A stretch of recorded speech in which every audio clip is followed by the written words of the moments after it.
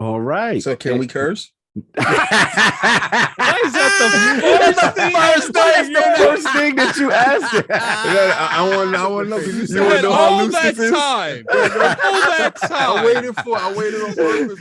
And we are not live. We are recorded. I waited for him. Are there different rules? Are there for different recorded rules? Content? Listen. What's the rules of engagement? What's the rules of engagement? I guess I would. Mhm. I look. I would prefer less cussing, but Look at it's Ed. definitely not ILP. Like, Oh, okay. No doubt. All right. This is very loose. So, Like, So it's ILP light. I like it. it's like the mixture between ILP and ILP after dark. Like, I want, okay. like, the Yeah, because middle. I Like, can't give them middle. ILP after Yeah, dark. they They can't really be saying Yeah.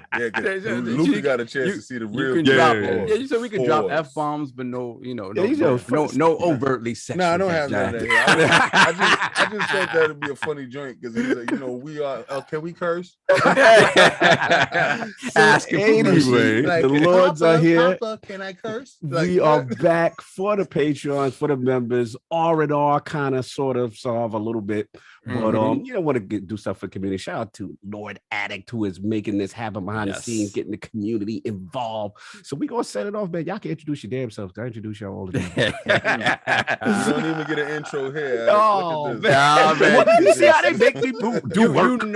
You know who we are. You know what we don't really have the intro. Like, it's just like, look, we're here to answer the question of the community. We want I know a lot of you want to get to know us more on a personal level that's not gaming related. So we made this platform to give you the option. He's like, nah, I'm not giving y'all nothing. This is behind the scenes. Did you behind even the music read the with King. questions, King? Did you even read the questions? On a personal level. What's up? Look, man, sometimes 30 for 30. Look, people would consider this pizza fiasco you guys are doing on Twitter not gaming related. I gotta go.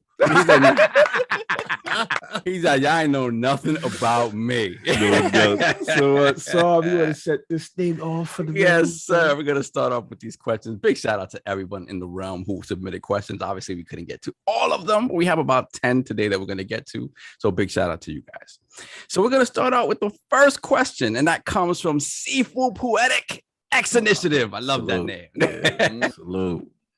So the question is if each of you had a chance to pitch a game from design, art style, mechanics, and story content, what would your respective games look, play, and be named? Who said no? When we saw said no.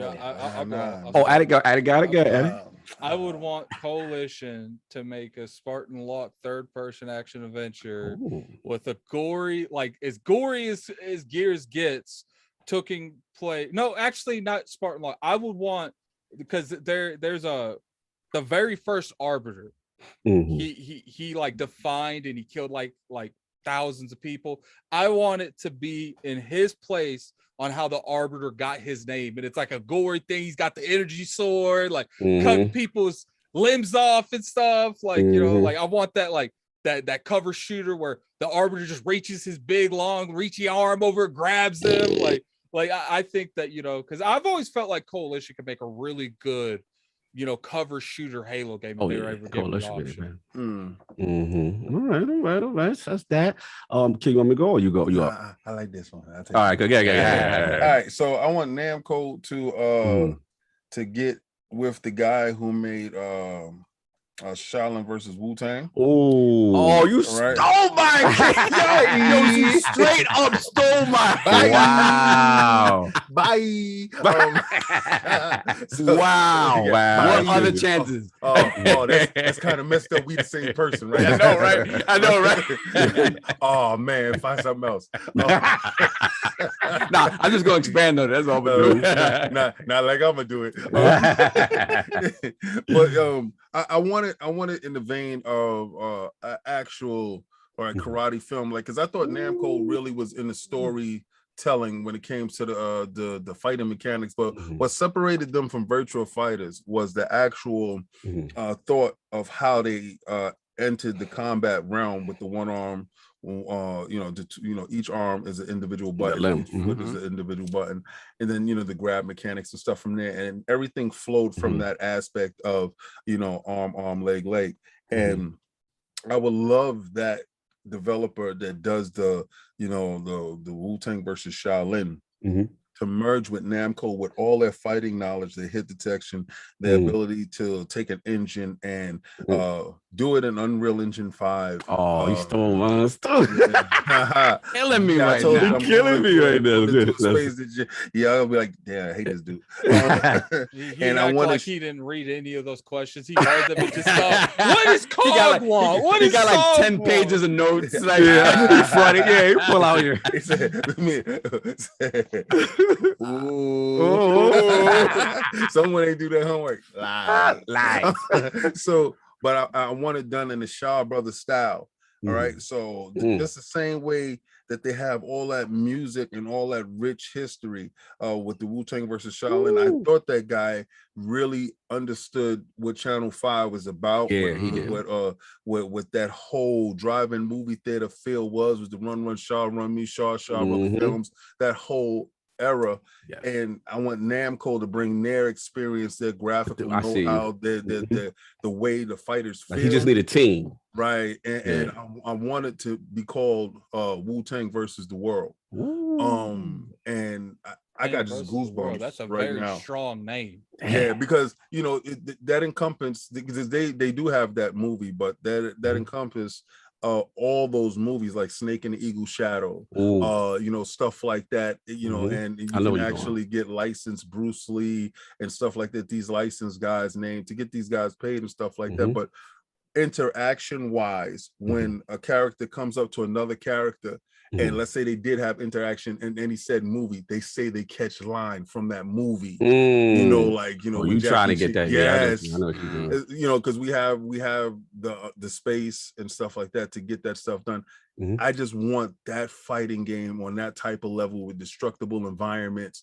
He try to blow the budget, but this is my fantasy. No, right? I feel my fantasy, and then I want it to have world tournament links. Like, so how Street Fighter 5 on the PlayStation has the ability to have the world tournament links and stuff like that, and everybody can actually stream in, and the crowd could like when you're fighting, you have people in the crowd like, oh my god. I see what you doing. I'm down for that. That's my point. Mine's is pretty simple. You already know. Ninja Theory, right? Unreal Engine 5.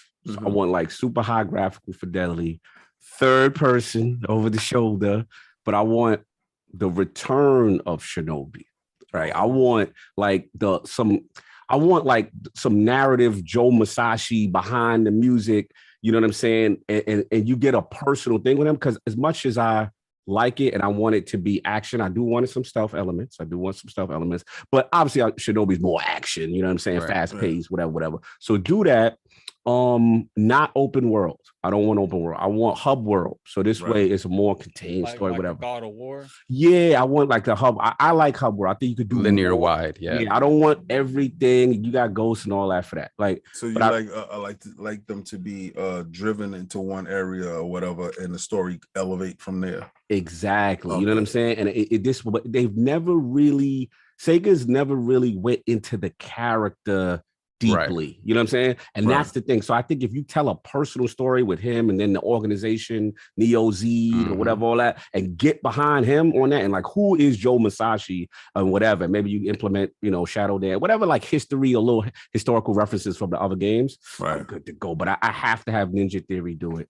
Like, just, I like I know they come any work, but I like even the way it looked when the dudes come through it, come at Senua, you know what I'm saying? And then thing, it is very, you haven't, you remember was it not Hellblade? You remember Heavenly Sword? Yes.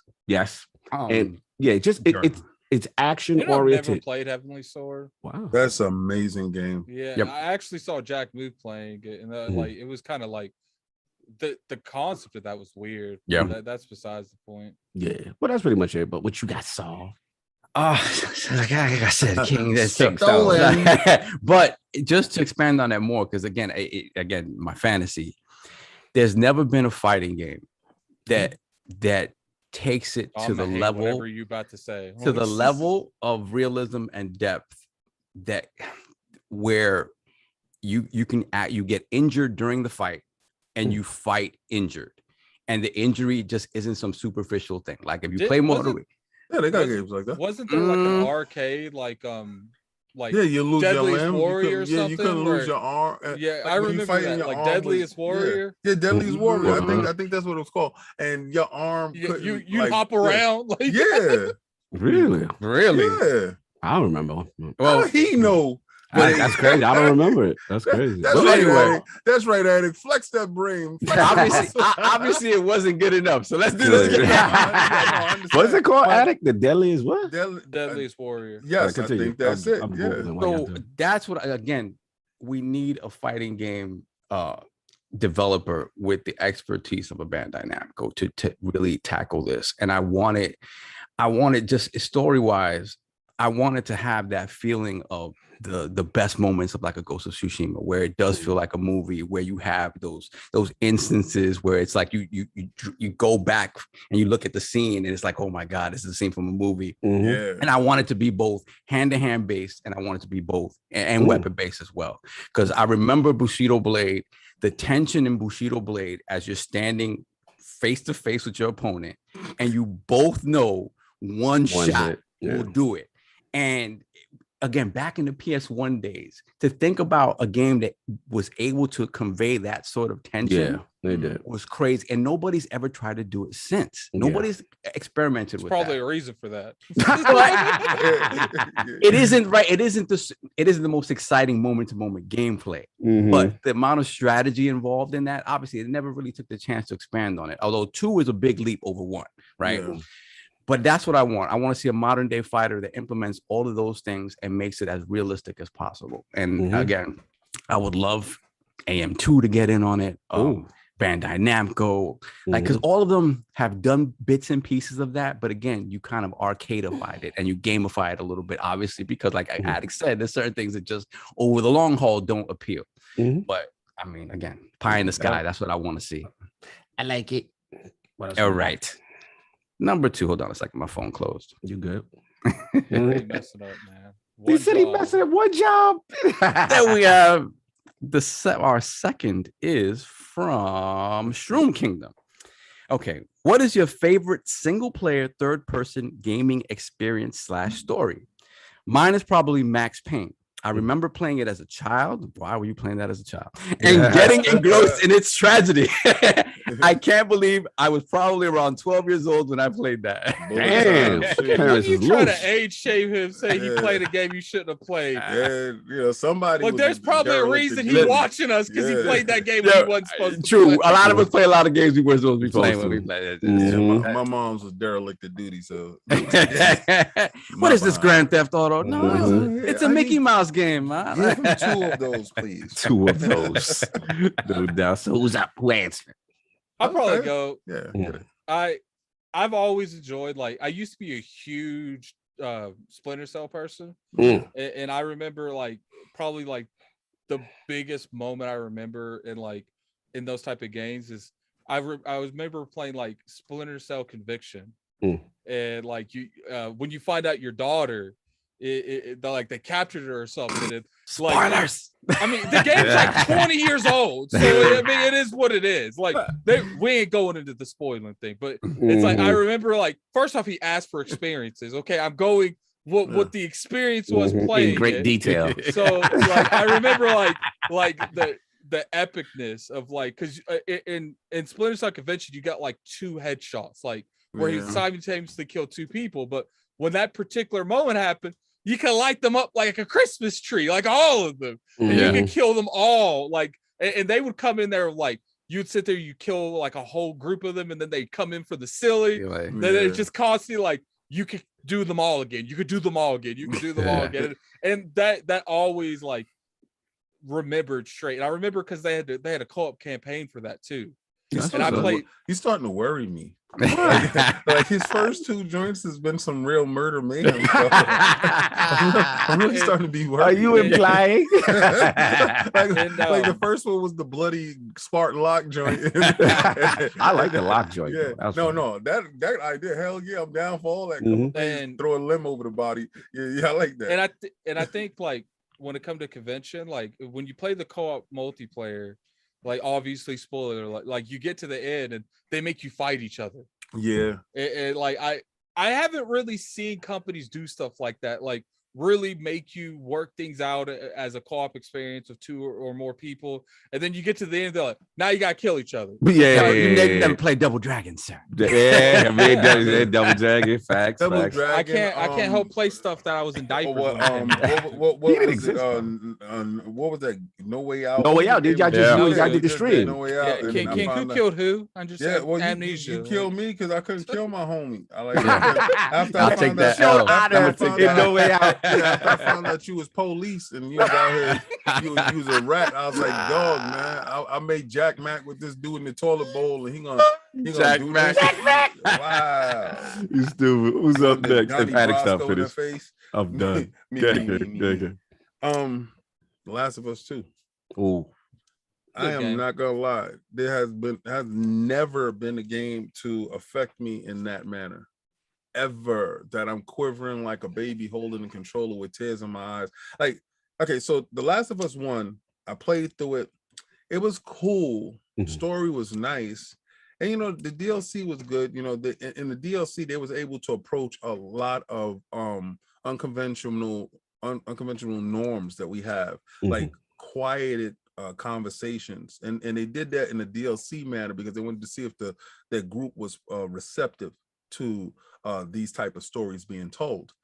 What they did was they didn't do and I felt that was like a coward way out, because they wanted to see what that first property would be received as when they had these stories, because conceptually wise, these stories were there on the board if you got a DLC. In the main story of The Last of Us 2, they addressed a lot of male female role reversals, sexual confusion, sexual identity, norms in society, as far as dogmas that we are stuck with, that we inherit from our parents. What will happen in a community that is devolved of structure, what we will turn into, our base problems. Man is its own worst enemy. The level of fear and tension that you had when you saw a new group of people that you didn't know what was going on was absolutely insane. And then to have a character that I absolutely hated to turn into the character that I loved and I wanted to protect the most, it's insane, because I haven't seen that since Attic had me turned on to Naruto, in the ways that you can absolutely hate a single character to his last cell, and then to hear his story and to see his story and to have that, I want to hug him, oh my God, now I understand. And it teaches you. And I thought this game was a very good teachable moment to whoever stuck around to the end, whoever put their prejudices to the side. And I think it's certain moments in that game that test your character, opposed to just testing your thought process on how to solve a puzzle. It was like a life simulator in the de-evolution of the human psyche. And that game it will always stand as the strongest story told game that I've ever experienced, because of the unrelenting strength that Neil Druckmann and his team had to bring and tell that story, and don't shy away from anything. It's just everything was there, and then if you received it, you received it. But I really, that's my game. That's absolutely above all. I got to put Neil Druckmann's strength in quotation. It's hard to top King. I'll go up, but Mass Effect series, just to see the trilogy as a whole. Obviously me and Saul feel a way we feel about which one is best, but at the end of the day, both great. Go. You're ridiculous. What's funny is I think the third one's best. He thinks the second one, and you think the first one. But what's great about it is all of us, right? We have our particular one, right? That we resonate with. Here we go. But what it points to is the fact that all three are great in their Yes. own way. In their They're own just going to way. appeal to different people differently. You know, you And the can't first really. one's definitely the weakest. Shut up. Shut up. This is my Yeah, topic. 10 years in hindsight, you say that. God, let's not devolve this into something else. But like I was saying, the thing about it is, again, you got the new generation, you got us, you know, everybody, you know, playing this thing again. But the thing I realized is, I think, Addict, me and you had this conversation, which is like, still to this day, there is no game that carries your journey Not from even remotely close. game to game. And for the most part, every major story beat and consequence, there's some nuance of it, of what you did, the impact of what you did in a prior game to build up to the moment. Now, you can say what you want to say about the ending, and that's fine, but it was so ambitious for its time to do what it did. And to be honest, the writing paths, right? And obviously the evolution of Paragon and Renegade and the type of character you want to be, obviously the space opera and stuff like that. But another thing, I ain't gonna lie, you know, obviously it's not as deep as, you know, what King is talking about with Last of Us as far as you know, personal relationships. But yeah, but the thing it did is, I don't remember really like romancing characters in games, right? Like where you like, yo, this is, and then based on what you do at the time you do, it can affect other people and other people feel away or what, you know, it like the whole Yara thing. Tali, yes. Tali. Man, I remember I went so above and beyond to like keep this chick good. Like, and I remember there's a point where Legion was tripping, and I'm sitting there, I don't know what to do. Like, I'm generally just panicking, and then and so I'm thinking everything's fine. I think I calmed the situation down, and then it just, because I like Legion, I want to keep him alive, and then Tali's like, "Nah, this two got to go." I'm like, whoa, stop it, calm down. Like, what I like about it too is it had racial, like alien racial prejudices built in. You know what I'm saying? No, you can't trust them voters. Yeah. No, you can't. You know what I'm saying? Like the Grogans, the best sci-fi always sort of is a mirror image of what we live day to day, right? Yes. It's just a matter of seeing it in a different context, but it allows us to look at sometimes it's difficult to look inward, and as a human being, we're like, damn, we suck sometimes. We really do. And when you see it projected onto something else, it's a little bit easier to sort of swallow, per se. Yeah, and even the choices, I'll wrap up. Even the choices with the human race, right, being introduced as like the last people to the table, right? Because we always think that we're high, evolved, and to notice like the big dudes. I thought the big dude story where they had to kill off their whole race, the Genophage, that was crazy. And you know what's crazy? It's like, there were certain scenarios where I actually really cared about, like the Genophage thing. I was at that point by the third one. I don't care what happens, we getting this thing fixed. Like I don't care what the repercussions are, we getting this fixed. And then they give you that moment that where in order to fix it, you had to lose someone else. I'm like, do I really want to get this fixed? Those are the moments, because it made me care about characters in gaming. So that's pretty much it. Obviously, you know, King, we've seen the evolution. Last was, you see where it took us there, but that like you saying, it was the, like Sovereign said, the reflection of the inward mirror, you know, outward projected onto the screen. It was asking questions of a child and children, because we were young when we got this, and our minds are developing, and we're seeing prejudices, and if you put the human, another human in front of that prejudice, and you just change the color, right? It's just like, wow, it makes you step back. Like, are you going to kill that whole nation, their family, and stuff like that, or are you going to listen to this side? And it was a lot of politics at play. That I think that game showed me the structure of the Roman thought process more than any game when it came to politics and how you move with the council too. You know what made me realize, King? That I'm secretly a sociopath. we know this based on your first two answers. Your first two answers has revealed a lot to me as well, sir. Yeah, but that's pretty much it. So, Saul, what you got, man? I mean, you know what mine are.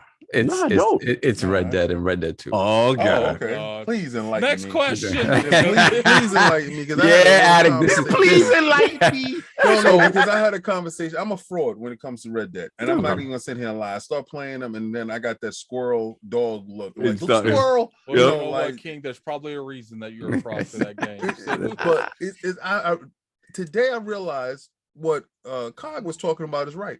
I love Hub World. Yes. I love go do your mission, come back, Hub World. Okay, go pick your mission, go back, do Hub World. Right? When I get tossed into the world to do anything, 9 times out of 10, I'm not finishing your game. You're not doing anything. Yeah. And I don't know. I like open world that is set for Hub World going throughout the game. Like you have certain parts of the map that get unlocked. And it becomes like your center, like your town or whatever. More and more like that, like Dying Light. Yeah. Like, you know, I like stuff like that. Like, I don't like games that like you pop out the gate and then it's like you can go anywhere. And they don't even really give you any remotes of like where you should do, what you should do. Like, I think I've grown away from stuff like that. Like the only game I can really think about that's like maybe Skyrim now. But you know, they had a lot of focusing on what you do and what you don't do in that too. So so Saab, educate us on why. I mean, for me, Red Dead came out 2010, right? And at that point in my life, I'm like, I'm not playing any kind of cowboy game. I'm not into this. I'm not playing this. So 2010, I didn't touch it. What went wrong? How did I go astray after that? So 2012 for me. 2012 and 2013 were kind of transformative years for me. I'm getting ready to get married for the second time. My job stuff is changing, and it's one of those things where it's like, you know what? I've heard so damn much about this game. People still keep talking about this game. I need to sit down and play it, get over myself. So as it turns out, I start playing it basically at the same time that GTA 5 is out. So I have these two different Rockstar games and two different approaches to open world that I'm playing simultaneously. And for me, what sort of set Red Dead apart from GTA is just that idea of conveying feeling and thought just through environment, just through literally just the sounds around you, like the hues of the color. Like I always talk about that moment when I was in the desert by my damn self and the sun is setting on the horizon. You see like that bright, like burning red in the horizon, and you're just chilling on your horse and the music kind of goes in line with it. And I'm like, wow, like I've never been in a game where it makes me experience this and makes me feel like I'm there. You know, there've been other games like, again, I'm like Ocarina of Time. Like I was so engrossed in that game, but at the same time, I was more engrossed at how beautiful it looked for the time than the world it was sort of creating for me. Right. I was kind of caught up in the tech or whatever. I'm older. I'm going into another phase of my life. And I was just happy to be sitting there on the couch experiencing that. And mind you, I'm experiencing it in a huge TV, headset on, lights off. Total ambiance. Oh, that's soft. That's vintage soft. Yeah, that's vintage. So for me, it is to date, there still isn't a game that has engrossed me in that way. There've been games that I've been into that have kind of captured my attention. Like we talked about Dead Space, like playing Dead Space with the damn lights off and every, that's an experience unto itself. Exactly. Those things do that. This is one where it was just a placid, tranquil thing. And at any moment it could go haywire as well. But it could do all of those things. That game has that range where it could give you the action moments, especially the first one. The first one is much more of a game, where the second one is much more of an experience. Like they expanded on that in a way that doesn't appeal to everybody who liked the gaminess of the first game. Right. So to me, that's I just love disappearing into those moments because, again, my life changed considerably right after that. So I don't have time to really experience those games in the same way. Even Red Dead 2, Red Dead 2, like I'll have my headphones on and playing it. And I see my wife is looking at me like, I gotta tell you something. I gotta say, like, you're breaking it for me, man. You're killing me. No doubt. Yeah, it's that. Okay. It's that. It's absolutely that. And no other game has done that, to me, in my opinion, better. I was done with that game when I got. Why he can't have this moment at it? Yeah, about why you hate the game. He played it all. I can't complain. I got off a horse to kill bear for a mission, and I went up because the bear ran. So I got back on my horse. I ran back after it. I got off, went to shoot him. and my gun was on my horse. And I was like, I didn't put my gun on the horse. So then the bear ate me. But, that's what you get. Hey, you was done. Attention to detail, sir. This There you go. Yeah. No doubt. What else we got? All right, next question. Hold on a second. Next question comes from Randy Rhodes. What are your guys' favorite albums of the year so far? Mine are Call Me, If You Get Lost by Tyler, the Creator. I thought he was say Call Me Maybe. I'm like, Call Me Maybe. Wait a second. What year is it? Wait, my third question is what game is Saul playing? Yeah, that was my third, but it's cool. He's got the list that has. He's got a different list. I mean, he got the list in a different order. In a different order. Yeah. Okay. I know, because I was the same way. I was like, wait a minute, we ain't ready for that. I was like, this is supposed to be the Psalm section. Well, see, I gave him the list that had the name so he could. That's fine. That's fine. You want me to do it in that order? I'll jump to it. Okay, whatever y'all want to do. Okay. I like to go by what I'm prepared for. Okay, gotcha. Oh, I thought you were prepared. No, I thought you wasn't prepared. Don't be out here with the He Randy prepared Johnson. for the first 5 questions. And that's it. Don't be out here with the Randy Johnson curveball. Right? Don't be doing that. Like I'm sitting here, I'm like, okay, next question. That's solved. Okay. All right, next question. Yeah. All right, so we got Jigga J. Yes. What game is Sav playing the most? Not Destiny.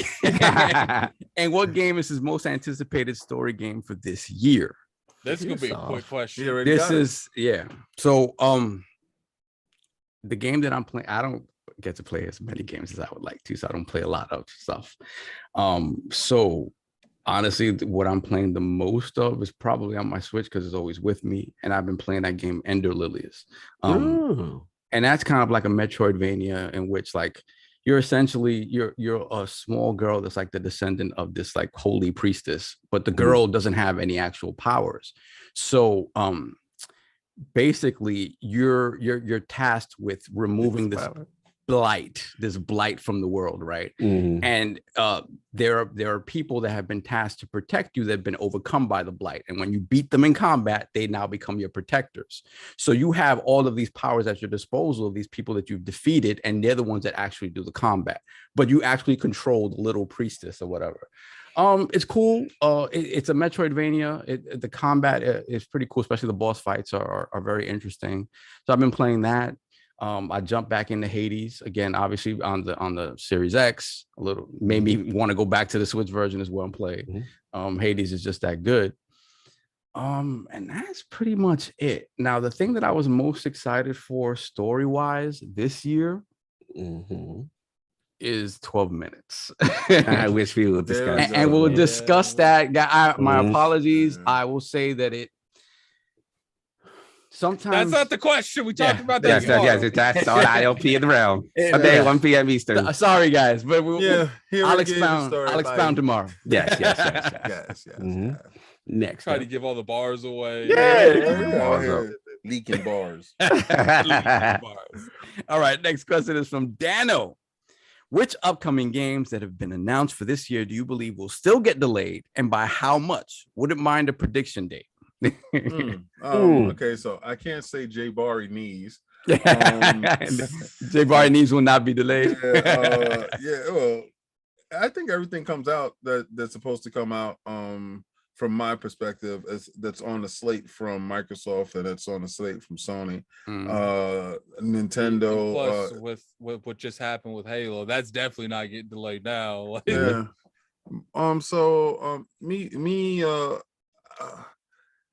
I would have went with Horizon, and we already got the truth to that. So I think everything is pretty much close to schedule, because a lot of these games, remember, are holdouts from either last year or early in this year, and they're just buttoning up and tightening up things. So maybe things move when they started giving dates. Maybe they move to a couple of days out or a week or two out. But every game was subject to moving. Like we seen with the Kima, what's that game for the PlayStation with the little Kina. Right? That game was moved for 2 weeks or something like that. So every game is subject to move in that same 2-week space. But I think these guys, the developers and the manufacturers, they are all pretty much locked in on their dates. So I don't think we see any big major fallbacks like a Call of Duty or something like that. So no, I don't see that. Attic, you up? I think Dying Light 2 might get pushed back out of 20. Yeah. I think there's a chance. It's probably coming out in December, but like King said, I feel like a lot of these games, they like the core part of their development was before the pandemic, so they didn't get hit with it too hard. They got hit with it obviously, but I feel like a lot of the the big parts of the development process was before the pandemic got in its core. So I don't think they're gonna hit with it, but I do think that Dying Light 2, out of everything, because it's had a lot more of an issue in terms of development cycle. So I do think it might get pushed back to 2022, maybe like February, March. Okay. Okay. Okay. I'll jump in. I got two. So I'm gonna cheat. So from the third party showcase that they did that didn't show a lot of gameplay. The for Xbox. I think the two that I hope I'm wrong with Gamescom. Was Bright Memory Infinite. Right. And Exo Mecha. And I'm like, where are those games? Remember, Exo Mecha was the big battle royal Dinobot Transformers looking thing. To me, it was one of the best looking joints I've ever seen, just graphically. Remember at the time, he was like, yo, we want to see what the X could do. And then and I'm like, oh, that's what the X could do right there. And I was looking at that Bright Memory, regardless of the first one that came for, what is it, $9. Yeah, messed me up, boy. Yeah, because you thought that was it. You was like, oh, no. And I saw Kid Smooth playing it. I was like, oh, God. I was like, that's the early joint, but I just think those two are very, very like graphical showcases of the system, and I'm just like, damn, we haven't heard from them. So hopefully games come, but if not, I could see like a first quarter, 2022 type situation. But I hope I'm wrong. Hopefully we get what happened to those games. But what you guys saw? Yeah, for me, I got a couple. First, Guardians of the Galaxy, because they gave it a date right off the rip, off the rip. That game looks like it needs to be delayed 2 years. There's things about the game. Yeah, exactly. It's like obviously they've been working on it for a long time. Not long enough. Yeah, but it does sort of feel like like they haven't said much more other than that big breakdown we got when they announced it initially, and that's about it. But like Alex said, there's just certain things that still felt like they needed work. And the fact that when you come out with a date immediately and we haven't seen any of the game beforehand, I think that game was an expansion for the Marvel game. It feel like a little bit. It's an expansion for the Avengers game. I thought it was, and then I think they said, "Oh, we got to disassociate ourselves." So he was the character expansion. They just took it and said, "Let's make our own little game." That's why they got a date and everything. They got the Black Panther joint. They just threw over here. It's like, we got to finish this because we told them. We're just going to do what we told them that we would do it. Yeah. And Spider-Man. It's funny. They're like, this game's so hot. Let's make another game with other stuff. Let's not put it with us. Let's make another game. I forgot Maybe it's got better chance with it. And then after that, another one from the showcase, from the Xbox showcase, was Chorus. We haven't heard. I forgot about that. Chorus. Like all of these games, remember, all these games had 2021 release. Yeah, third party showcase. Quiet. Yeah, they've been very quiet. Oh, but see, you're looking at smaller studio type of games. I was thinking more blockbuster type of stuff. Smaller stuff always go into the ether, then come back out at the opportune time. Kind of almost when it's ready to go. Right, because I think smaller titles have to hit their nail on the head more so than larger AAA titles. You got to think a lot of these AAA titles have already been delayed at least once. So not a lot of chance. Yeah. So the last one for me is Hollow Knight Silk Song. I'm a big Metroidvania dude. So the Hollow Knight is like God tier. So yeah, I don't know. They haven't said much more about it. We'll see. They were support. I think somebody had a blowout a couple of months back. One site, I forgot what it was, but I haven't heard anything else. So it easily could be pushed into 2022. Yeah, it's crazy because I played that game at E3. What is it? 2018. Yeah, we did that Hollow Knight joint, and I was buying the little amiibos. Yeah, it was in the Switch section. Yeah, speaking of the amiibo thing, you know how much they try to promote that amiibo and that Skyward Sword. It's like crazy. Every time you can use the amiibo. Would the game be advertising that? Wow, that's crazy. Wow, that's good. What I love Attic for is Attic is a true dude. Like if he plays something and he gets to that point and he says he will text you no matter what it is. Yo, you was right. Yeah, he was like, yo, I ain't gonna lie. There's this one time I was in a dungeon because with the amiibo you can go to the sky like easy. Wait, tell me, you got the amiibo? No. But I can't find it. I can't find it. What happened is I was deep in a temple and I was like, man, if I had that amiibo, I could just leave. Like I wouldn't have to go find a shrine. Like I was thinking, for the first time having that Switch, I was like, I wish I had that damn amiibo. Cheaters. That's hilarious. What we got, so? All right. So next up, we have Michael Askew. Oh, Skew. Lord Skew. Yes, sir. Lord Skew. All right. So he says Discovery's purchase of Warner Brothers could be finalized as soon as Q1 of 2022. New CEO might want to shed some pounds. I got this you too. Think the door will be open again for the game division to be sold? Yes. Me. I think King might be on the what, but I don't know. He may be different. Yeah, look, I hope so. Shout out to Skew. I hope so. I hope they, get sold off the gaming stuff. But NetherRealm, I want you. I want you, and I got to have you. Yeah. Like I really hope Microsoft does it, because that to me is the only chink in the armor. That's the only Achilles heel. I'm sorry. I know everybody Killer Instinct, but for the most part, they don't. Outside of that, there's really nothing in the fight. To be honest with you, like I think it's a time sensitive thing. If they don't jump on this fighter market, they're not going to have it. And you just don't. Yep. Because where I'm at is, you say what you want. I know King clowns them with Sony with Evo. But that means a lot. Yeah, like that's a huge. They've cornered the market as like the fighting game system, and to me, Microsoft got to strike back. You got who cornered the market, because you didn't say the name. Sony. Okay, yeah. My fault. Yeah. Sony definitely got the market with that. They've ingratiated themselves with the fighting game community. Like you go to Evo, you know how casuals are. If they see everything is on PlayStation, it's like, it's only there. We already saw the effects of the Street Fighter. Like, it was only there. Yeah, it was only there. You know what's funny too? Dudes. I think Microsoft low key came together with Epic. They're like, yo, we're gonna push Sony into this crossplay thing. We're gonna take that advantage away from them. Like, but the thing about it is, though, if you believe that rumor that Jeff Grubb just put out, that they're deep into, Grubb said that the next thing they're working on is MK. So it's not a DC game, right? Okay. So they're working on the next MK. Okay. So if that's in production at some level, right? What happens then? Like, do they finish that game and then get sold off? Or that's gonna be the question. Well, I mean, Discover. Okay, so it doesn't seem like they want anything to do with the gaming industry. Discover doesn't care about that. It's like when you foreclose on your home, and the bank don't care about becoming property owners. The bank wants money, right? So Discovery doesn't give two F's about video games. That's not their thing.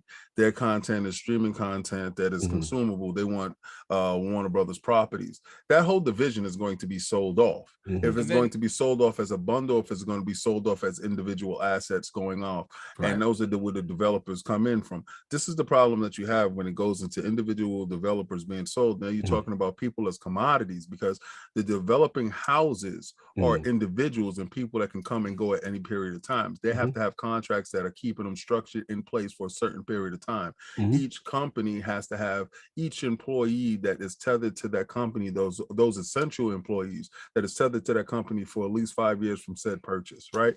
Then you have the unessential employees, the plug and play employees that we always gripe about, that are that is actually the heart and soul of the company, that be doing it day to day a lot. Actually changes how the company dynamic works. Hopefully they can extend contracts to them, especially in this COVID time. What I think might happen is they're going to be sold in like blockchains, right? So you will have two companies being sold to one entity, to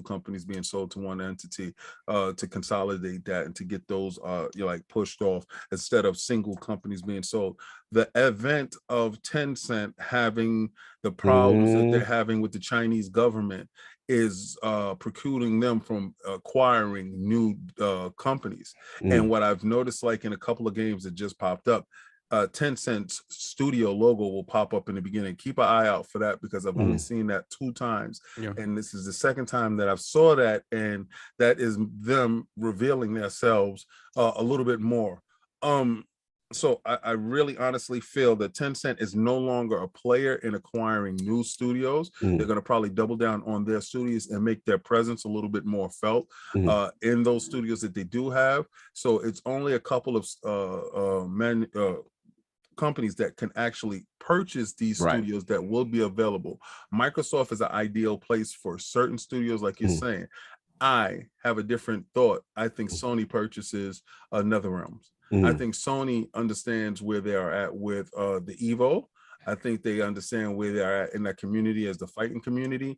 And I also think that as far as the Crunchyroll thing and the Funimation thing, they really have the air to that anime crowd. So those Naruto games and stuff like that will be played in this space, that Evo space, and they're going to make their fighting, they're going to double down on their fighting arm, and they're going to make their fighting arm the strongest arm.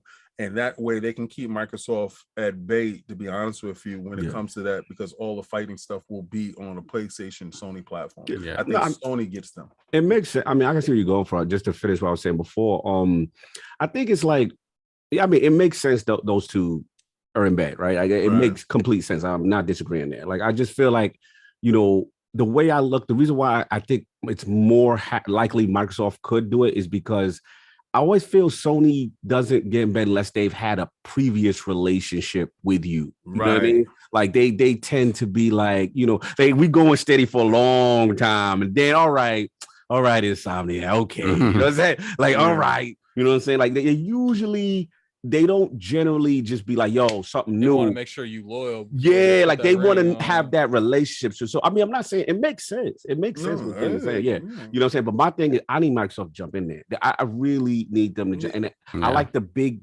blockbuster aspect of it. And Ed Boon. And like I said, they're one of the kings in the space. You know what I'm saying? So but we'll see what happens. But either scenario, I mean, we'll see what happens. What y'all got? Yeah. Go ahead. I just think that the only company that's probably, there's companies looking at them. I think they're going to get sold now, because there was a difference between Warner Brothers trying to make money and Discovery trying to just get rid of them. Yeah. So I think the prices are going to drastically go down, and I think now you're going to see some studios buy them, and I can totally see Sony buying 1 or 2 of them, because. Like at the end of the day, like it's like, you know, I wish I had the sound effect from like the Call of Duty zombies. It's like fire set. It's like when they cheat, it makes you like, okay, all right, like, you know, you don't see people trying to kill people at Black Friday for the same thing that they wouldn't buy a day before. Like, I feel that. Yeah, no doubt. Soft. Listen, I definitely agree with you. I already know what Soft I'm going to say. I agree with you guys 100% that I don't know that Discovery cares about the long they've already tail. said they don't. They've already said they don't. So they don't care about the long tail of game development and whatever money they can make off of that. They want to make money as quickly as possible, right? But I could see them trying to sort of figure out a way to keep some of these developers, not maybe the big names, right?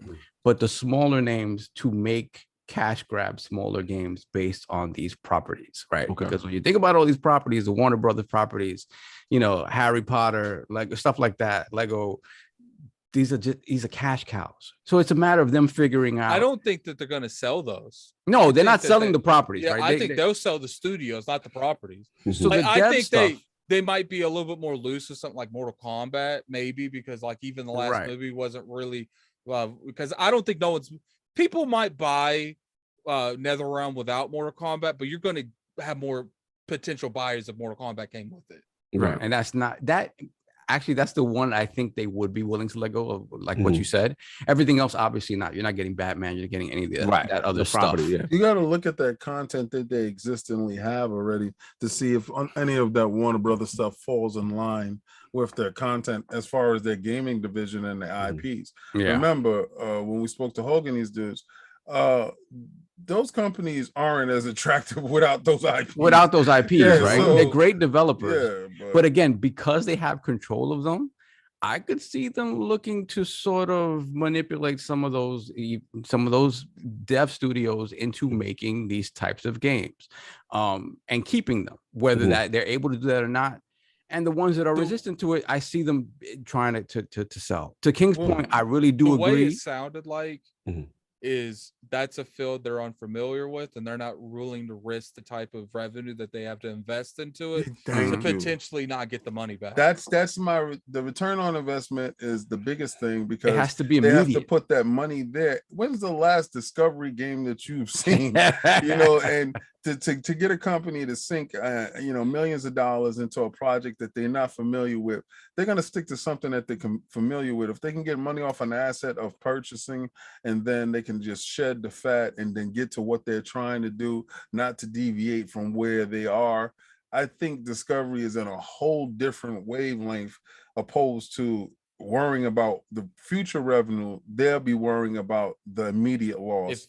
And thoughts of revenue. Nah, they're not. If anything, if they don't sell, I could see them like becoming like a second party thing with their IPs. Like, Xbox, you want a Harry Potter game? We got a studio to make it, and we'll give you the license, but you funding it. We ain't funding it. You funding it. Like, so we've been talking about NetherRealm. What about a Rocksteady? What about where do you think these go? But where do you think these go? Rocksteady even worth it without Batman? That Batman look good. That Batman is Arkham Knights.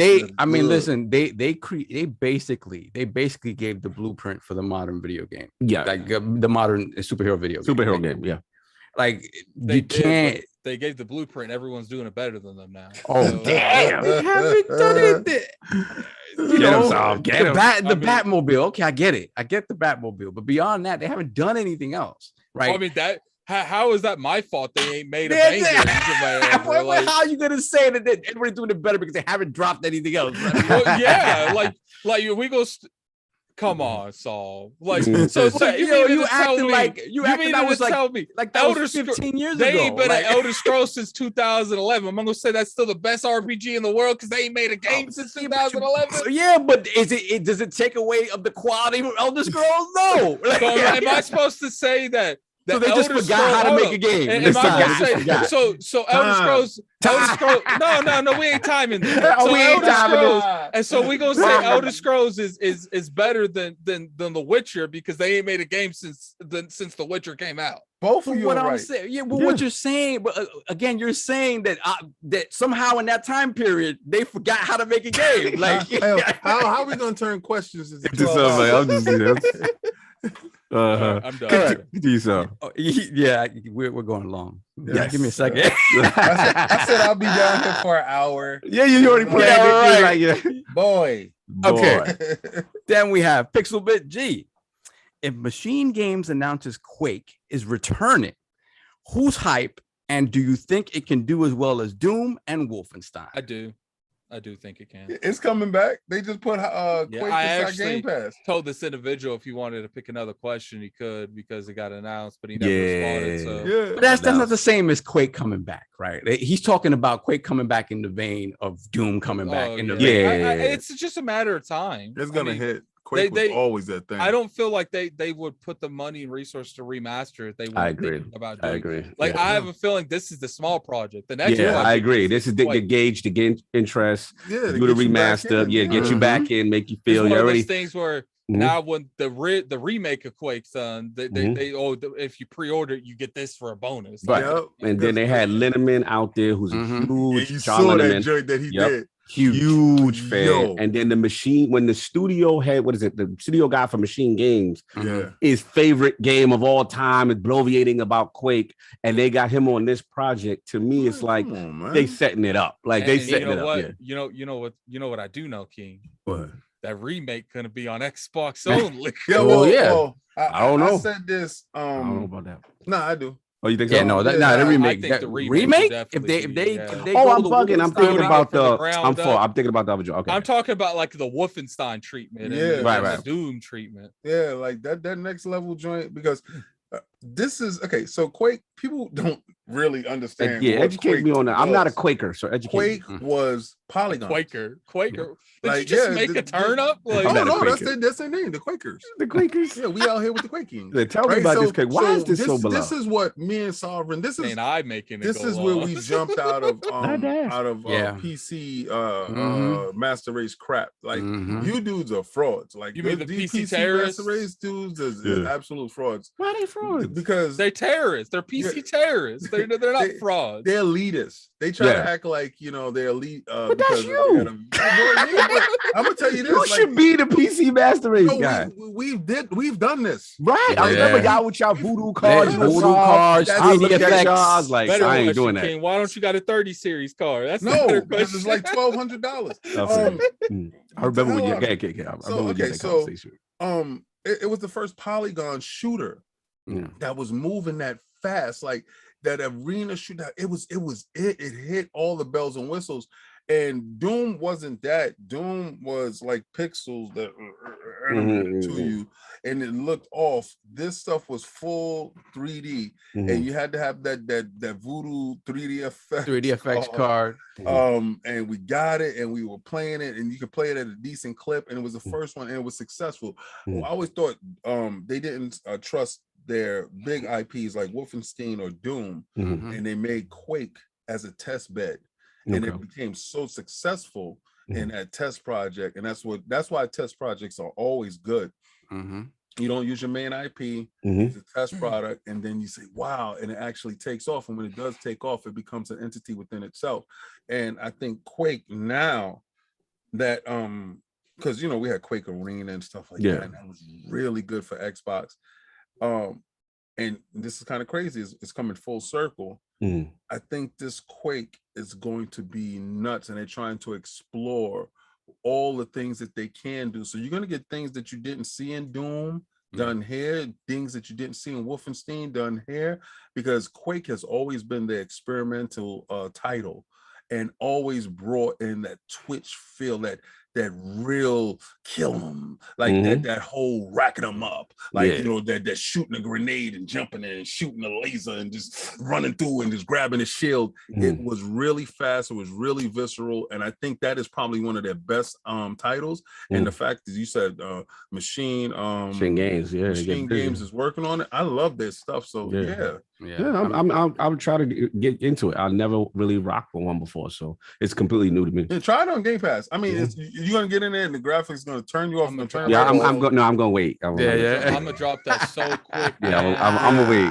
for the premium. That might as well be a rotating door, man, going straight to my Xbox and straight out. Not for Game Pass, but for King and I, for somebody who was there at the beginning, to see this game running that way,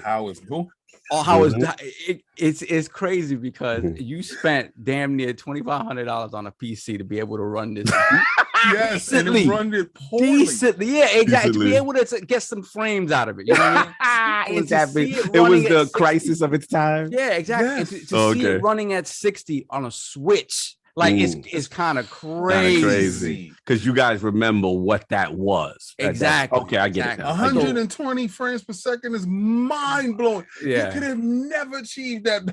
Nah, man. It was one of those things, like you put together a machine to play these games. Yes. And with Quake specifically, Quake really was at the forefront of the online multiplayer space in the PC space, right? Because with Doom, you had death matches and stuff and multiplayer stuff, but a lot of it was LAN and local.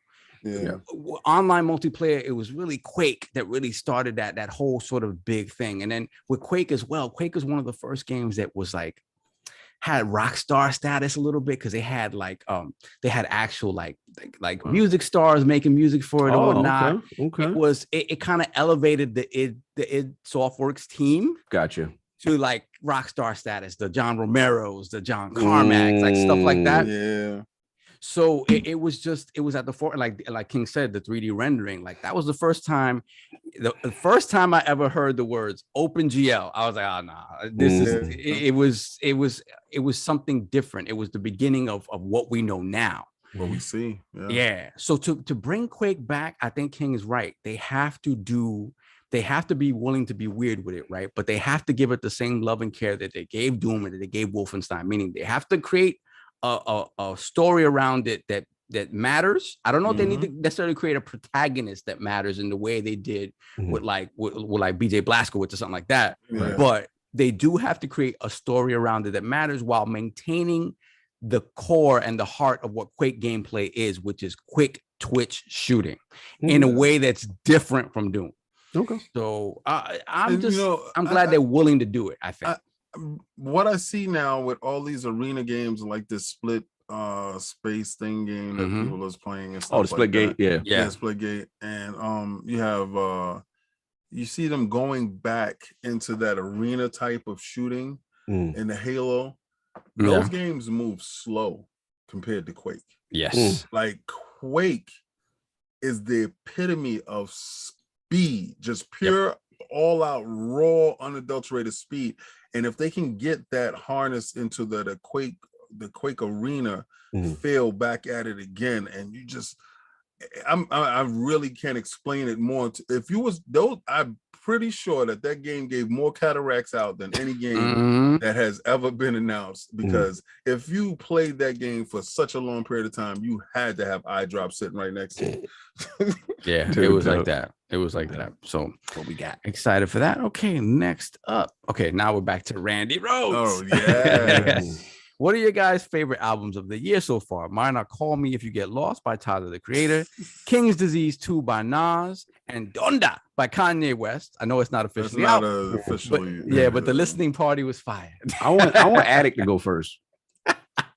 Addict has nothing to contribute. No, Addict gotta go first. You What don't is have Addict no music bumping that you with? listening to? Why are you asking me? Is it You're a part of the realm, right? Yeah. Like, you're why part of do the I round gotta table. go first? I'm just curious. Why did me come in first in this? I want to know what Addict bumping in the whip.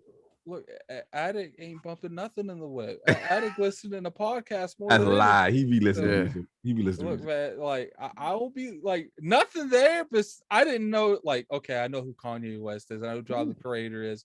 Like, I liked I like that song "Runaway" from Kanye West. But like besides that, like wait, he said albums this year. Yeah, this year. Runaway. I don't be watching. I don't be listening. Okay, like so you a don't lot listen of the to stuff I current listen music. to It's older stuff. is like orchestras and stuff. Like it's not. It doesn't have words in it. Like game music you listen to? No, it's not even game music. It's like I listen to like a lot of different stuff, but it's not really. Found out you listening to Bach. What? That's all it is. I mean, I guess like I listened to NF's new album this year. All right. Thank you. Thank you. There goes something. Like there goes something. I didn't even listen to Eminem's new album this year. Like okay, but all right. Solve. I'm curious.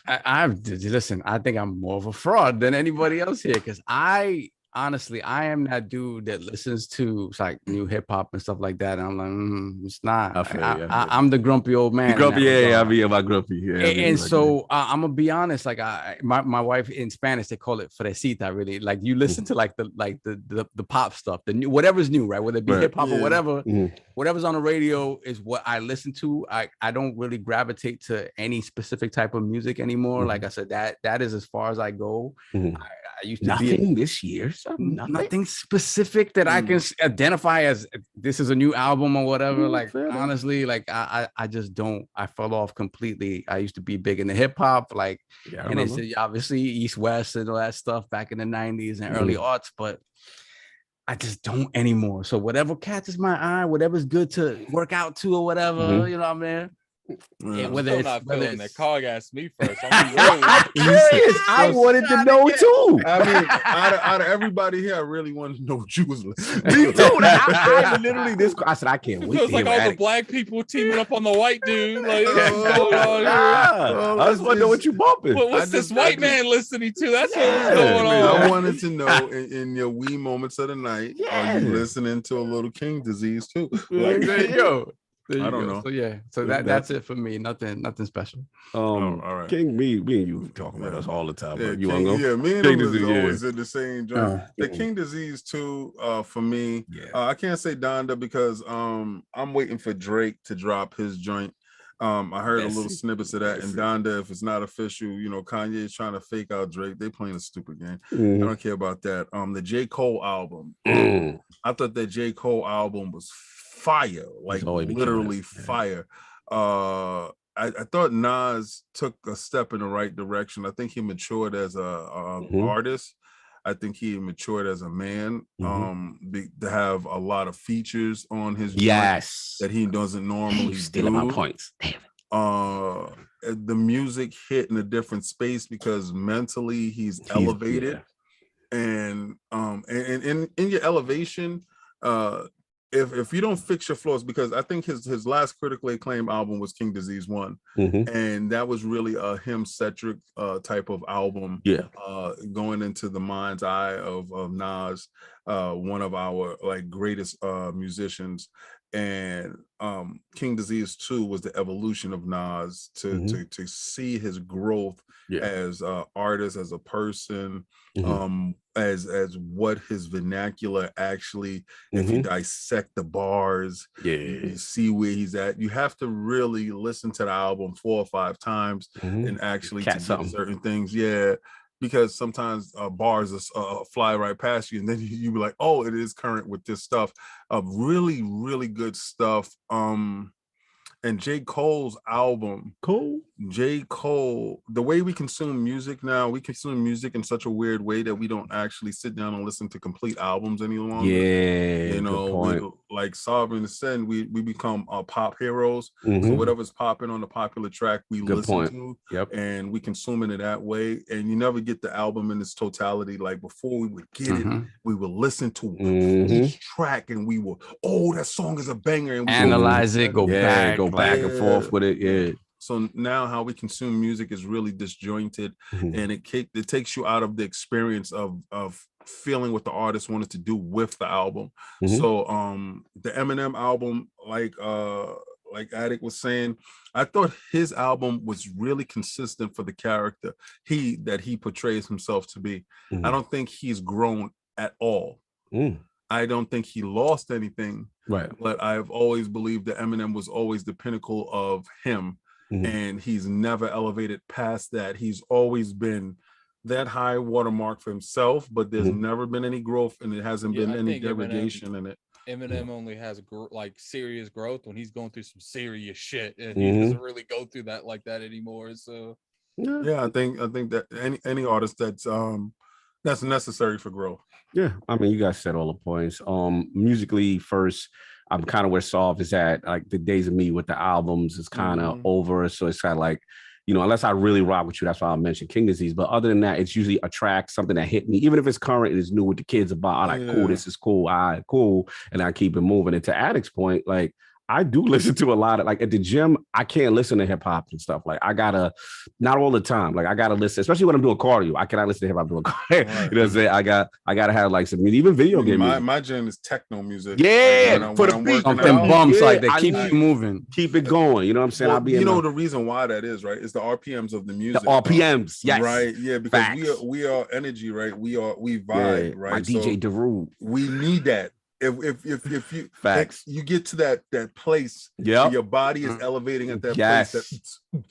Techno hits that for me on cardio. Your heart starts to match. Match the thing. Good point. Good point. Yeah, so that's that. But for like King said, it's definitely obviously Nas' joint, King Disease 2. King said beautifully, show growth.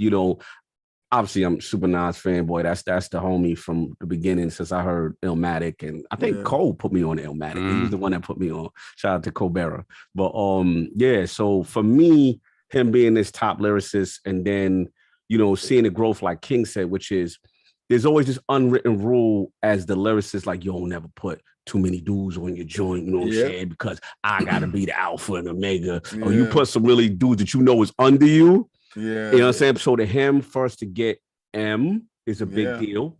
M did his thing on that, by the way. Yeah, but, like I said, M is dead. Yeah, the EPMD 2 joint with M and Nas M and EPMD, the OGs, that was fire. I love Nobody with Lauren. Yeah. He got Lauren to come out the house. So Lauren Hill comes out the house. Like, she doesn't. That's tremendous respect for her to even do a track. And she did. She had, you know what I'm saying? He had to dispel a lot of rumors there and a lot of prejudices that people have, because this industry gobbles people up and spits them out in a manner that is disgusting. And we always form how can I say, the opinions that we form about people, uneducated opinions that we form about people based on information that we're fed. And to label someone crazy and stuff like that it's a big stigma, and these people can't recover from it. And for him to approach her and respect her as a queen that she is, and to have her on that track showed I just saw a different level of Nas, like a different level. And I respected her for doing it, because she doesn't do that. Like, no, she doesn't. Like, for her to do that, that's tremendous respect for him. So salute to that. And the last one was Death Row East. I like that track, because we got, you know what I'm saying, a lot of backstory during the East Coast, West Coast, the Pac Nas joint, Eric B, you know what I'm saying, was going to create that with Sugar and them, and before he passed and all that. So yeah, that's pretty much it as far as the musical joint for this year. What you got? All right. Cool. So our next question is from Select Bang 007. You know him, Select Bang, and he from Last Stand Media. He came over. That's yes, sir. That is fantastic to support. I want to ask / talk about people's mental health, especially during COVID. If it has affected you or people you know personally, and how or what you did or are doing to help yourself or others. I personally have struggled, and since October last year, been suffering with anxiety and panic attacks, and feel it could help others to share experiences. Yeah, I can go first. This is real. This is real, man. I like Shaun, man. I like him. For me, gaming and working out is super critical. You know what I mean? For the mental health, the anxiety, the depression. God goes through it too. You know what I'm saying? So it's like, it's real. So I think the first thing too is during the pandemic is always doing that check-in on somebody, right? Yo, what's up? I ain't hear from you in a minute. You know what I'm saying? Yo, what's going on? You know what I'm saying? Like, you shoot your boy a message, whatever, obviously solve, you know what I'm saying? Yo, what's going on? You all right? You know what I'm saying? Just want to make sure. King, yo, we ain't talking to me. Yo, let's, you know what I'm saying? Addict, what's going on, bro? You Addict had a crazy year. You know what I'm saying? So it's just like, I think what it is as men, we try to tough it out too much. I think we have this skin that it's like we can't show no vulnerability. We gotta, push that's through. Not even really our fault. That's just how society. It's just the way we built. Like, the number one answer, nah, I'm all right. You know what I'm saying? You don't want to do be like, nah. That was, that level of stuff was taught to us. Like, we were bred in with that man don't cry type of thing. Be strong. Be strong. Don't be a sucker because you scrape his knee on the floor and stuff like that. And we treat men in a different manner that we treat women. And it's always been like that. And the way the COVID has affected people. I mean, sorry, go ahead, man. No. I'll let you go in. I mean, I've went to therapy. I started therapy because of the stupid COVID stuff. But I'm a manager of 2 wives. So in managing people emotions, because what a good husband does, he manages the encampment. The woman is the essence, the earth. She nurtures it.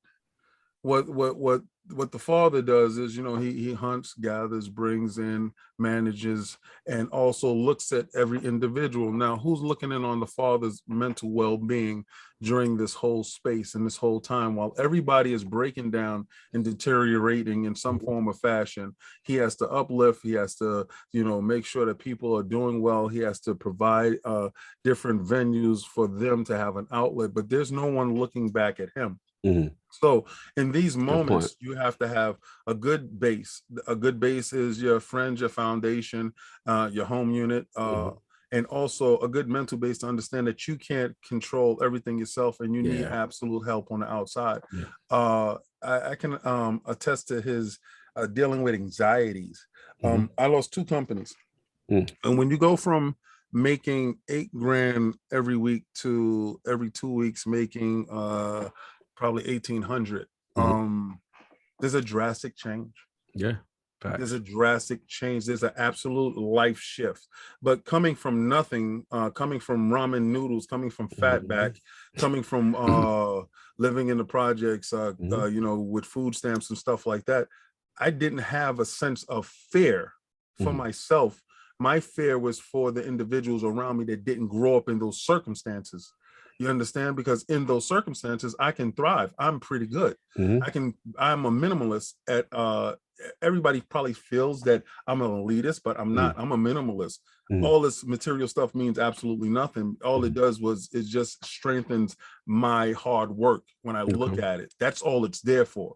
It's for nothing else other than you worked hard, you played hard, good on you. But at the end of the day, all that stuff can go away. Who are you at your core, right? So you have to devolve yourself back to your essence, and you have to use that essence to hold tight to that part. So in going to therapy, you start to break down the barriers and the walls and stuff like that. And, you know, Sovereign said a lot of things that earlier today, as far as that, putting a mirror within yourself, giving affirmations to yourself and reflecting in upon yourself. I tried to tweet those things out to individuals sometimes who don't have the $50, $60 to go sit down for a 45 minutes therapy session and to get into agreements with yourself, to be impeccable, to be better, to have integrity, to have stuff like that, to not give up on your dreams and your hopes and stuff like that, to stay true to yourself, to keep talking to yourself, to keep bigging yourself up, because there are hurtful words that are being said easily and not enough loving words that are being said easily. Facts. Right? So we say hurtful things to each other, but we don't big each other up. We don't up. you felt that. That's important. That's important. I just want to finish my joint because you was on fire. No, I mean, that's why the gaming, we went into the co-op aspect of gaming too, because, you know, I think that, don't get me wrong, I like to get my single player on and all that, like solve, you know what I'm saying? I know that, you know what I'm saying? But it's like, at the end of the day, like, it is important to get out of the isolation bag sometimes. And just because sometimes I'm like, I don't feel like I just want to be alone. No, leave me alone. You know what I'm saying? But then there's other times where I just don't do it. And I'm like, when I push myself and force myself for us to, even when we do stuff together, like to see these like stuff together, like planning stuff together is important, especially during a pandemic, because then when you push yourself to get out your comfort zone and you do it, you're like, you know what? That was mad fun. I got to interact with my brothers, and we bugged out, and Addict talking about Captain. You know what I'm saying? Is it a level over here? It was like I had to force myself. You know what I'm saying? And the last thing y'all already know with me with the health is wealth joint, because I feel physically you gotta feel better about yourself as well. And that coincides, helps the mental stuff. You feel better about yourself and you're doing healthy, you know, that's pretty much it. But yeah, it's a good question. So let anybody else want to go? Oh yeah, for me, you guys know that for me, I'm generally the one that, you know, you got to sort of, it's like pulling teeth sometimes, because I don't speak as you guys talk a lot, you know, every day, and it'll be, you know, you guys will talk to me once a week during the podcast or whatever. He called me on the phone, and I was like, I always tell him that when Sav calls me, I get scared. Yo, I was like, what the hell? Oh my God. Because I'm so used to him. And I pick up the phone. I'm like, yo, you all right? You all right? Like, I'm just calling. And what you calling? Like, yo, don't ever do this. Yo, King, facts. When Saul calls me, I get scared. I get a lump. It's that thing where I'm usually I'm pretty good about, you know, handling stuff, and thankfully, you know, I don't have a lot of drama around me, right? My day-to-day life is great, you know, so I can't complain about that. And then when there is drama, I've learned to be able to be, I used to be very apathetic towards other people's issues because I didn't have those issues. And then growing up, you realize, no, you can't be that way, especially with people that are close to you that have these issues. You have to be there for them. And in doing that, you understand, you get to know that you yourself aren't perfect and you can't handle all these things perfectly as you think you do. So for me, the pandemic, was weird in that thankfully I didn't lose anything in terms of work, right? So monetarily, I wasn't affected. I was in certain instances, I did actually better than I had been doing before. So I had that stability, which was good. But what was scary about it is that at a time when everybody was staying home, beginning to stay home and not going anywhere, I was out there every single day. Yeah, I was worried about you with that. And that was difficult because when you look to the people that are supposed to have the answers about what's going on and they don't have the answers, everybody's winging it. Yeah. So I'm out there and I'm like, I'm exposing myself every single day because I have to. And then I'm bringing that home every day. And I don't know what to do to protect the people around me. And you guys remember I talked to you about like, how my family was handling it, like my parents and my brother and whatever, that I had to have a few very strong conversations with family members because they weren't taking it as serious as it needed to be. Right. And it was a process to get them to understand. And unfortunately, for most of them, getting them to understand was having someone close to them or that they knew get very sick and pass away. For them to really, really understand the gravity of the situation. That's a good point. That's a valid point. So, so for me in that regard, mentally, that was the most stressful aspect of it. The fact that going out every single day, not knowing exactly what I had to do to protect myself and protect the people around me, and sort of figuring it out on the fly. And the podcast every week helped with just being able to sort of alleviate that, right? Just to talk to my homies every single week. And be in person. We can't go to the movies like we have been, but we have that. But in other aspects, it also did help me. I know a lot of people suffered through like, relationship woes during that point in time. But for me, as someone who's always out and always working, during the course of the week, my wife and I don't see each other very much at all. Now, during the pandemic, like I said, monetarily, I wasn't affected, but I did work less hours, right? There was just less work to be done. I was just still getting paid, thankfully. So I got to spend more time at home. And for some people, obviously, there was a lot of sort of data indicating that, for people being sort of forced at home, like a lot of ugly stuff came out. But for my wife and I, we took the opportunity to be like, oh, wow, we haven't had this pretty much ever since we've been married. So in that regard, it strengthened our relationship. So again, but that's a positive I got out of it. But in total, it's one of those things where it's made me completely sympathetic to the way different people deal with different things differently. And people that you look at and you see as these strong individuals, when put in this situation that has never before been seen, right, by our generation, how do you handle it and how can you help them get past it? And what I hope is that at the end of this, whenever the end of this is, if there ever is an end of this, that we come out of it on the other side, just more willing to be understanding of other people's plights and how they deal with it, because we've been through it as well. So, yeah, that's what I've gotten from it, man. Honestly, I'm just glad that at the end of the day, so far, the people that are closest to me, that family-wise everywhere, and family and friends have been able to stay relatively safe. No doubt. Attic, what you got? So I got an idonic memory. I don't know if people know what that is, but it's like if I go in, like, I don't forget anything in terms of like what I see. And I tend to, what's what I'm looking for? I'll connect like certain scenarios to what I see. Okay. So like the problem is like, I got bad stuff that happened to me when I was, in my teens and my early 20s, and it wouldn't be so bad, but I have an idonic memory. So it's like it never leaves. So, there's certain scenarios where if I hear, if I see a certain shade of color, it takes me to certain places. Trigger. Like I've literally been in houses one time, and I can like every house I've ever been into. I don't remember. I remember what it looks like. I remember the layout of the house. I remember where everything is in the house. I remember the driveway. I remember what color the shed is, and like that. That's always like, because my mental health was shit before the pandemic and it's shit after, and I'm working on it. But it's just like when you have that kind of memory, it's hard to shake anything.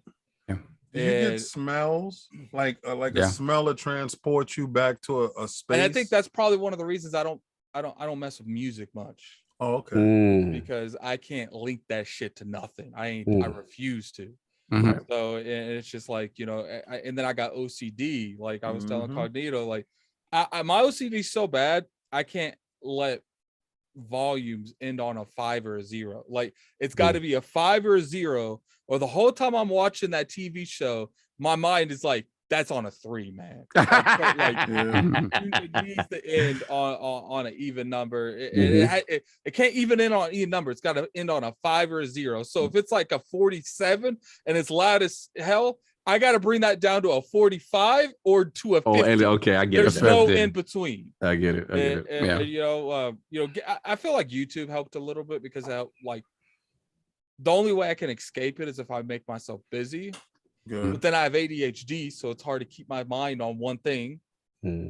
So it's been a time, man. My life's been a time. You went through a lot, brother. To be able to express it and to talk it and to verbalize it is actually a huge step. Well, I've always been decent at communication in that kind of form, but not me, and not at all. Like you know, especially when people tell you, the wildest thing I've ever heard by people that I love is actually, "Oh, you don't take responsibility." I've been taking responsibility since I was fucking 9 years old. When I was 9 years old, going out and getting rent money, not knowing that I'm paying rent money at 9 years old. When I was getting my younger sister dressed to school, braiding her hair at the age of fucking 12 years old, I was taking responsibility then. When my children take the train or a bus and they think it's a field trip because they have been in the car their whole damn life. I've been taking responsibility then. When I'm not with my firstborn children, but paying my child support never missed, and that was like an accomplishment when child support told you, okay, you don't have to send no more. Here's the money that you send extra back to you. That's taking responsibility. When I don't go off the handle on some stuff that I'm feeling that I'm being persecuted over, but knowing that these people are in the wrong, but I'm taking the high road, that's taking responsibility. So when individuals like try to undermine your mental capacity and try to bring you down, trust me, you shut down, you start to break down inside and you don't verbalize it. So my problem was I was never speaking at it. I was just holding all that stuff inside. If there is a person that pisses me off more, it's a person that wants you to validate their mental shit, but when you tell them yours, they don't validate. They don't validate. Like, oh no, that's unreasonable. Okay. Okay, Stacy. Like, shout out to Stacy, though. Shout out to Stacy. But no, I mean, I feel you. I mean, both of y'all, I think, are very similar in that regard as far as responsibility. I mean, I'm not putting Alex business out there. Obviously, you have a brother, you know, and I know how much responsibility you have. And, you know, those are things that impress me about both of you two, because, you know, I never had that, right? So I don't know what that is like to be that young and to have to basically be a man of the house and like at such a young age, right? And that's different, man. So yeah, shout out to both of y'all for sharing that, because that's something about both of you guys I respect. Like that is a lot of responsibility, and what it is, it takes away, in my opinion, it takes away from the youth that you are afforded to enjoy at that time. You know what I'm saying? And that's why I'm very both of you when I talk to you. I felt more comfortable staying at a guaranteed job because I didn't want to pursue anything, because I had to meet with a mom and a brother. So. Facts. That I got so much. Wow, that is deep. You don't have no idea how much respect I have for you, because deep. Yeah, when people that don't know you, and the same thing, like they don't know King, they don't know you, and it's just like I'll never give that information up unless you give me permission to. But if they truly knew, you both are amazing at what you've survived and been through. And you're my brothers. Sure. I got respect. Not that I don't got respect for Saul. I know Saul's situation. But it's different. Like you and I, thankfully, I mean, you and I, we didn't have that situation. You know, my parents were both there. My dad was a very responsible dad. Like I had that childhood. I had that childhood without having that burden of having to be a caretaker of a child. Yeah, me being a child as well. Like I didn't have that. Different. Yeah. That is completely different, and it's gonna skew how you think about everything. And like King said, like it's gonna teach you to internalize everything, right? So if there's anything we take from this, is that talking about your issues with whomever, right, either a stranger, therapy, or your friends or whatever, it doesn't make you any less of a man, woman. It doesn't make you. It makes you human. And honestly, like if there's a thing that I think about as I've grown up and consider myself more mature, it is the idea of letting go of any sort of pride you may have about what you hold close to the chest, and letting it go completely, because you're not the only one that's going through it. And there's going to be people out there that be able to listen to you and help you, whether it's your friends, your family, or therapy, or whatever the case may be. And we're all better for it. Like we're all better for it. Couldn't have said it better myself. All righty. So anything else on that? No, we'll move on. We're good. All right. So I believe this is the final question, and this is from Tao. I don't know if this is Tao Zuichi. I think it might be. Yeah, that's Tao Zuichi, because that's his short name on Patreon. Okay. So then I would like to know the Lord's favorite gaming genre and a favorite memory or experience tied to it. You guys always go into people's history. Would like to know the Lord's. Who's mine is fighting. Damn it! Absolutely fighting. Everything that we have is tied to some form of combat, some form of last man standing, some form of it's always been the verses. And I'm not gonna say it because I put Halo into the verses. I put anything that is combat, competitive, yeah. Right, that the verse is like,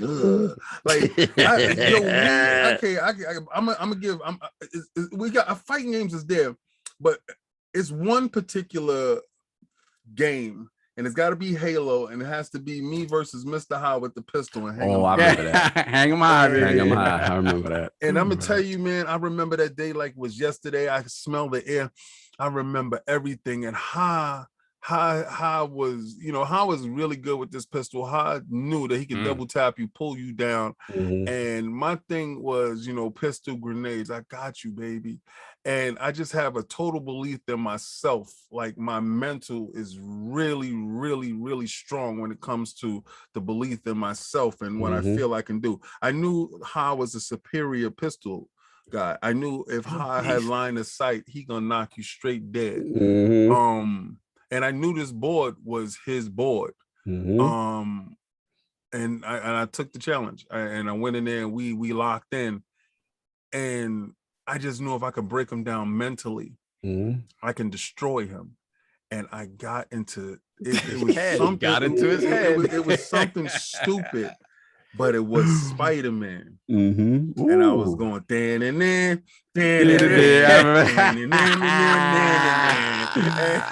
and I just hit him like bop, bop. And that's when it started. And then from that moment, I just started breaking him down. I threw the grenade. Can he swing? And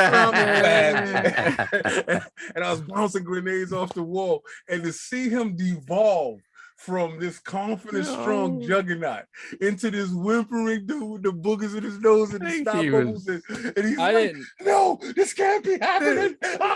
And after every kill, you would say ass. Yes. I was like, why are you saying this? Because it had nothing to do. I know y'all did that always for basketball, but you did it for after every time you killed him. The king manipulator, bro. Yo, my God. King mind games. I had a really, really bad problem when I would play Yu-Gi-Oh at competitions. Like, I remember I would get so cocky with my friends that I would play with that one time I accidentally I leaned too much over and they saw my whole hand, and they're like, AJ, I can see your hand. I was like, dude, it don't matter. And I put my whole hand face up, and I was like, you can see the whole thing. I was like, it doesn't matter. You're still gonna lose. I still won. Like, Like, man, it was the biggest time that I will never forget is me and we went to a region that was like 3 hours away, and me and my cousin Storm was talking so much shit, and I will never forget. This is the only time this dude has ever beat me. I will beat him 100 times, and he'll beat me once. And I talked shit we talked shit the whole way there. We get there, because it was like I think 700 people. Yeah. And they matched us in the first round. Oh. And I was sitting there like, and I remember I sat down, I was like, Storm, easy pass for me. I might as well not even, like, I kid you not, I probably beat this dude 100 times the day before. Dude beat me 2-0. And I was so upset. I remember I sat there, and then I will never forget, Storm was like, because you got to sign the piece of paper. And he signs it, and he puts it on my side of the table. He's like, you go sign that, bro? You got to fight. You got to fight. Until this day, every time I'm like, dude, you was always trashy, because we don't play it anymore. He's like, yeah, but I beat you at that regional. I got to jump in, because this is yeah. I know what Addict talk about, because we all know, like King knows, like fighting games, Tekken. That was the thing. Tekken was life, and Tekken, we learned a lot of life lessons in Tekken. And, you know what I'm saying, between having the mental fortitude to deal with King, and the suits and the talking, and the tiger with the disco ball, and you just don't want to lose to him. And you got that, and then Solve with the tactician. You don't even want to lose because you don't want to lose. You don't want to lose because you don't want to hear their mouth. The mouth, right? So King, you don't want to lose. And Solve was like such a tactician. And when he gets in his bag, it gets frustrating, you know what I'm saying, with the frame dead and stuff. But I got to shout out Kasal's brother. Demoralizer. Because Jamie, people don't realize, like, he was my dojo, like, he was the student for me, right? I wanted to build him to make him into something. And I'll never forget this day at it. We did the tournament. And what we do is we lock ourselves in a room, right? And it's just you for who 1v1, whoever beats each other to get a 10-fight win. And the day he beat me, and I came out the room, and King said, "Yeah, what happened?" And I was like, I was so embarrassed to say that man elevated past me. You know what's crazy? I traveled to get my L. I traveled 3 hours. I'm just sitting there. I'm sitting there. What was the ride I got this back piece like? of paper in my front of my face, and I'm just thinking to myself, what went wrong? you start digging deep and about like what's wrong. And what's funny is like because it was a Swiss round, that means you still play all your rounds. It doesn't matter. So I went like 8-2. He went 1-7. So you was the only one. Yo, so like when Cog came out the room, in my head, I said, "Oh, he dusted Jamie." In my head, I was like, "He got caught by, so he mixed them up." And Jamie came out with this dominant face.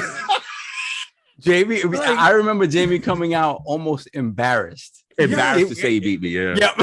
But see, what you not remembering is this face. It's like he was so proud and happy, but he was embarrassed. Like I didn't want to. He was embarrassed, bro. Addict, you don't understand. Like in my head, I was that dude. I didn't lose those type of things. Yeah, I actually, because I don't do fighters, but my friend Ronnie and my friend Jared does fighters, and Ronnie's one of those people. He just plays his friends. He never plays online. So he thinking he a beast, right? So Jared's played professionally. I had to have fighters, and Mortal Kombat's his game. And Ronnie's like, "Oh, I got you," and like Jared washed him like 6-0, and he's like, "Dude, I'm done." And Jared's like, "I'll beat you blindfolded. You just have to tell me what side of the map you want." Wow. And he's like, "You ain't doing that." Jared watched him 6-0 blindfolded. That's crazy. Yeah, we used to do crazy stuff too. But I mean, like, when I came out that room, I came back to the room, and I was just like, because what it was is with Jamie, I always knew what I had to do to get him off his squabble, right? And he finally developed the mental toughness to not fall for my tricks, to not fall for my mouth or anything. Like I had mouth with him because I just try to do. I learned from King certain things that I knew could bother him. So once you heard that grunt from Jamie, I got satisfied. I was like, yes, you know what I'm saying? But none of it worked. And that man studied me so proficiently. Every pattern, every flow. I mean, he was blocking things, Addict, that I was throwing the kitchen sink at him with mix-ups and timings and frame data, and he blocked. And what I learned that day is never get complacent with patterns and repeating and ego. Because if you think you so nice that person, like he taught me, oh, no. You better mix things up all the time. Even if you know you have somebody that they can't defend something specifically, don't show it all the time. That's the first thing I learned doing anything competitively, especially Yu-Gi-Oh! Like when I play, like you'll learn like real quick when you play with people in that game, like you got to talk, like a lot of people, the people lose. That they won't talk, they'll just play. But the people that winning, they can talk and still fight at the same time. So they're throwing them off game because they don't want to be rude. So they're talking to you, and it's like, man, like there's a lot of little things in any competition that will just throw people off. That day with Rob, that's when I knew. All right, I gotta go practice. They got the book. They got the primer guide. Rob would toss my legs to the side. He do the low parry. Citizen do the low parry. Stop that. Kai used to do that to me too, bro. I actually, me and King played Naruto, and ironically, me and King both picked Uchiha, so they have like this Uber form. Well, it was 1-1. And we what's funny is like we both went into he went into his second form and he started dashing at me, and I just got the good end of this thing because I picked the rage one. So I went into mine and like I literally just kept shooting him over and over again, and he couldn't get close to me. He's like, this is bullshit. But he's not telling you who won. No, I won. That was 2-1. No, I beat you. Oh, here we go. Here we go. Let me finish my story before y'all blow me into y'all joint. If you got that photographic memory, I want you to dig deep into your. It was 2-1, man. It was 2-1. Don't suppress that. I bet you was shitty when you had a anyway. Let me finish my story. Listen, at the end of the day, because me and you gonna finish this game. So like I was like, it was a very low point. So it was I could not believe I lost. It was embarrassing. And yeah, he had that title, you know what I'm saying? And I ain't gonna front, like it made me a better person because it took everything in my power the next tournament for me to beat him. You know what I'm saying? And to get it back, you know, and I was proud of myself, but shout out to him. Like he became something demonic in game. That's what we called him, bro. Like he you know your brother. He's a savant, man. He's a savant. Like it's funny because my story always comes back to a King thing. It's always a King thing because we were always super competitive, right? Mm-hmm. But not to the level that it got to when King became part of the group. When King became part of the group, he elevated it. Don't bring that up. What I think you gonna bring up. No, I don't know if this is a specific thing, but when King became part of the group, it elevated to another level. Facts. Oh, you talking about general? Yeah, right. Generally, let's talk about wrestling games. I was gonna get no. I thought you were gonna talk about that guy. Gover. I thought you was going. My bad. Continue. But so it became a thing. Like if you could beat King, then it was a very moment. That was a stamp because it was hard to beat him. It was hard to beat him because he was playing his mental games, and then he wasn't a scrub either. And it was nice, like it was nice, and he could talk at the same time. Like exactly. Yeah. So going back to like the question, fighting games is what we came from. So if I want to say that's my favorite genre, I'm not in it like we used to be, but it's where we came from. If I would say my comfort food right now, I think it's like an open world, like Assassin's Creed. Like that's my comfort world. But to speak on the fighting game thing, like again, King elevated the group to another level, and we grew up as men in a lot of ways. Yeah, that made us men. Those interactions, toughness. So I specifically remember there was a point where Kaibatsu and myself, we were in the dojo every single day. Like it was after work, come in dojo. It was, so we got to the point that we elevated beyond everybody else in the group. There was a period of time there was nobody else in the group could touch us. And so it was Cog number 1, Kaibatsu number 2, and me number 3, right? And we used to do the ranking. We created this hierarchy, right? So for a while, in the box. I mean, Addict, we can't think called nobody wanted to be in the box. I mean, we call you the box. You the worst of the crew. You the glavest that no one wants to be the box. Remember that day I put Ken in the box? Put you in the box. Sorry, I forgot. No, the box. It was those things that it was still sharp and steel. You do not want to be caught in these positions. So King, but again, King is King. King. There was a while that King wasn't really hanging with us all that often. Like he wasn't hanging regularly. Wasn't around sometimes. So he was out of the Tekken loop, right? But he came in, King being King. And he was like, "Nah, I got y'all." So he immediately went to Cog, right? And I remember Cog being like, "No, there's a hierarchy. Like you can't. You're not playing me. You have to play." Get out of here. He's like, "Get out of here." So he's like, you gotta play solve, because in terms of who's in the house, the ranking is hit. I remember this. So and then Kai's like, you're not beating him. So we went in and King was talking mad smack, right? So I just remember that we went in. I was playing as Brian Fury at that time. I was going back and forth between King and Brian Fury, and so I learned again from playing with Kaibatsu so much, playing with Cog so much, that is like, take your time to watch your opponent and recognize patterns, and don't sweat it. Don't sweat it. So I'm in there and King dusts me for 4 matches straight. 4 matches, they're talking smack to me, and he's obviously with Tiger. He's dusting me to the point. I think the last match, he double perfected me. Right? Yes, I remember. So at that moment, right? Any normal person, you look at them and be like, I've broken him, right? I turned to King as calmly as I am right now, and I said to him, "You're done."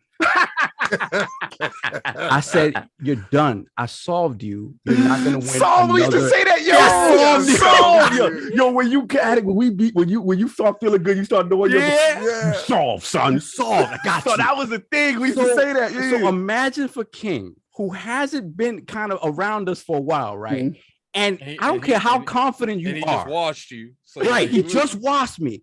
And for me to have the audacity to look at him and be like, and I said, "You're not winning another round." And so it was. So it was one of those things. Brian Fury day was nuts. That was a nuts day. I remember that. And it was, and the thing is, again, thanks to King. I had to take it out on Ron. You learn for King. You learn. So the smack talking. So at that point, right, Brian Fury has a sweep kick that juggles you, right? And it goes through anything. If I catch you, you're getting juggled. Kick. Yeah. So every time I would hit King with that, I would say, "Bow, bow, bow." Like I would do like Batman sound effects. And so we didn't finish the whole thing. Like we did like 4 or 5 more matches, and he didn't win another round. but again, it's that thing where I don't learn that confidence. Right. If not for King. If not for King. Because again, we like between like Cog, myself, and Kai, there was competition, but it was more gentlemanly. Yeah, we were more gentlemen. Like, and then here he come. And and then you gotta stay at it. You gotta stay. It's nothing worse than being beat by him, because not only is he good, he can talk and be good. Then he's got the crowd around him, and he's so naturally funny, and everyone's laughing at you. So now it puts more pressure on you. And once he got you, if he see a chink in your armor, is over. It's over. He's going to keep punishing you, and then you got to deal with the mental effery. I just did that on DCX. We had a dude that came on there and he started talking that Street Fighter crap. I had to go. I purchased the Street Fighter collection, downloaded it, got him on. I put the camera, I took my phone out. I called everybody. You see the chat that says, the Big D chat? Yeah. I put it on video, and everybody was able to watch. Oh, that's the other me thing. Yeah. play See, the thing, him. I got to cut you for a second, because that's the thing about you that people don't realize is that you forced us out our comfort zone, because like we trying to keep it gentlemanly in the corner. No, like, I learned how to perform on a big stage. Because I was very timid to do all that with the big lights and everybody around. Like, no, King, no, right now. You learned about right now outside. You had that lump. Like, oh, he called me out. Yeah.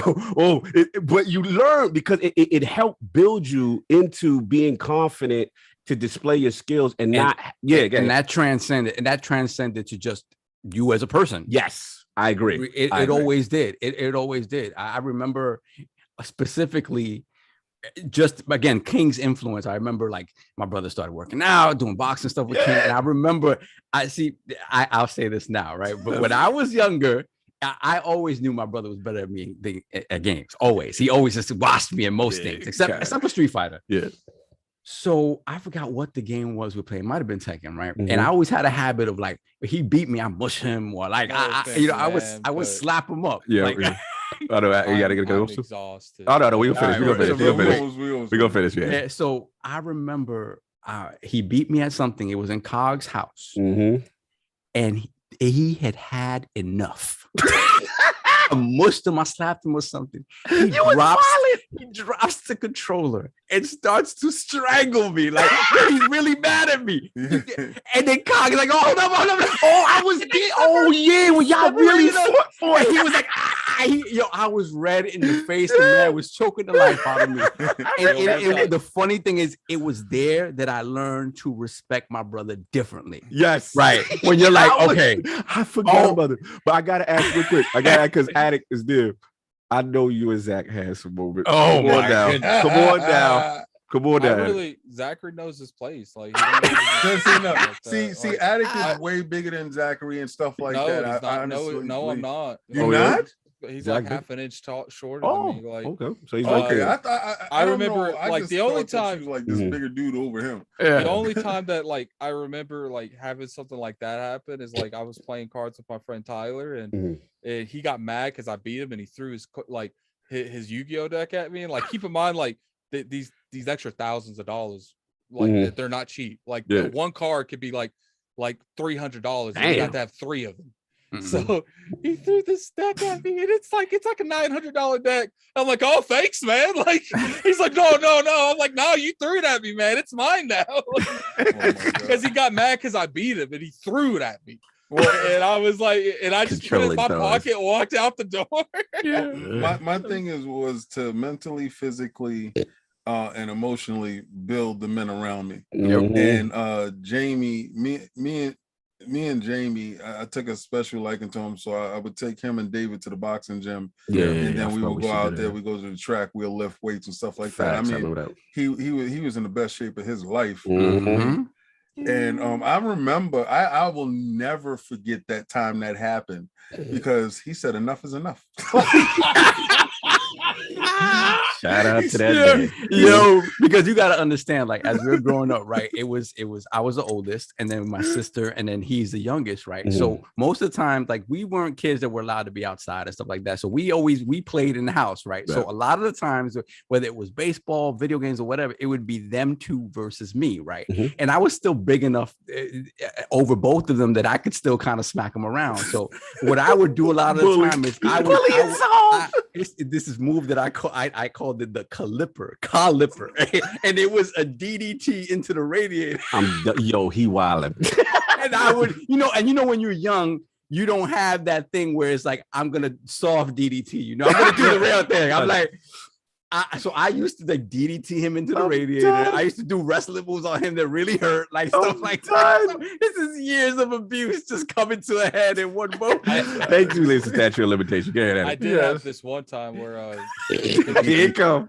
It was Kitsu's birthday, and I remember Zachary wanted to play him in Halo. And I remember Zachary's beating him so bad, I had to go in the other room and tell him, like, yo, let him kill you a couple times. It's his birthday.